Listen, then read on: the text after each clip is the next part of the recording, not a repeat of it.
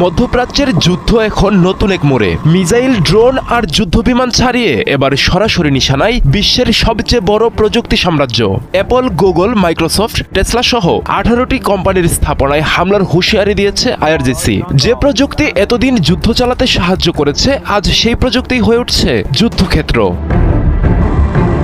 মধ্যপ্রাচ্যের চলমান সংঘাত এতদিন সীমাবদ্ধ ছিল সামরিক ঘাঁটি, তেল স্থাপনা আর কৌশলগত অবকাঠামোর মধ্যে, কিন্তু এবার সেই সীমা ভেঙে দিয়েছে ইরান। আইআরজিসি ঘোষণা দিয়েছে মধ্যপ্রাচ্যে থাকা 18টি মার্কিন ও উপসাগরীয় প্রযুক্তি কোম্পানি এখন বৈধ সামরিক লক্ষ্যবস্তু। এর মধ্যে রয়েছে Apple, Google, Microsoft, Nvidia, Tesla, Boeing সহ বিশ্ব প্রযুক্তি খাতের শীর্ষ নামগুলো। দুবাই, আবুধাবি, দোহা এই শহরগুলো শুধু বাণিজ্যের কেন্দ্র নয়, এগুলো এখন বিশ্বের অন্যতম গুরুত্বপূর্ণ ক্লাউড কম্পিউটিং ও কৃত্রিম বুদ্ধিমত্তার হাব। এই অঞ্চলে রয়েছে বিশাল ডেটা সেন্টার, যেখান থেকে পরিচালিত হয় ব্যাংকিং, যোগাযোগ, নিরাপত্তা, এমনকি সামরিক তথ্য ব্যবস্থাও। ইরানের দাবি, এই প্রযুক্তিগুলো ব্যবহার করেই তাদের শীর্ষ কমান্ডারদের টার্গেট করে হত্যা করা হয়েছে। এই কোম্পানিগুলো আর নিরপেক্ষ নয়, বরং তারা গোপন যুদ্ধে অংশ নেওয়া প্রযুক্তি শক্তি।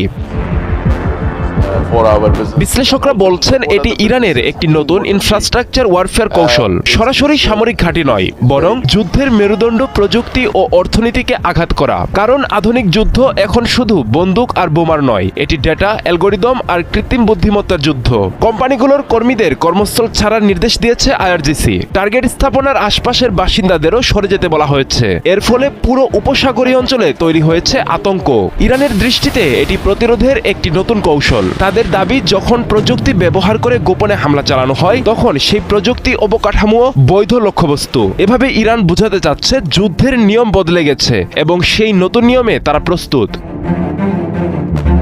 মিসাইলের পর এবার ডেটা যুদ্ধ ছড়িয়ে পড়ছে নতুন এক অদৃশ্য ময়দানে। প্রযুক্তির শক্তিকেই চ্যালেঞ্জ ছুড়ে দিচ্ছে ইরান। যে ডেটা, যে কৃত্রিম বুদ্ধিমত্তা, যে ক্লাউড আমাদের পৃথিবী চালায়, সেই শক্তিকেই এবার চ্যালেঞ্জ ছুড়ে দিয়েছে ইরান। তেহরানের বার্তা স্পষ্ট, গোপন প্রযুক্তির যুদ্ধের জবাব হবে প্রকাশ্য পাল্টা আঘাতে। এটি শুধু হুমকি নয়, বরং নতুন এক যুদ্ধনীতির ঘোষণা।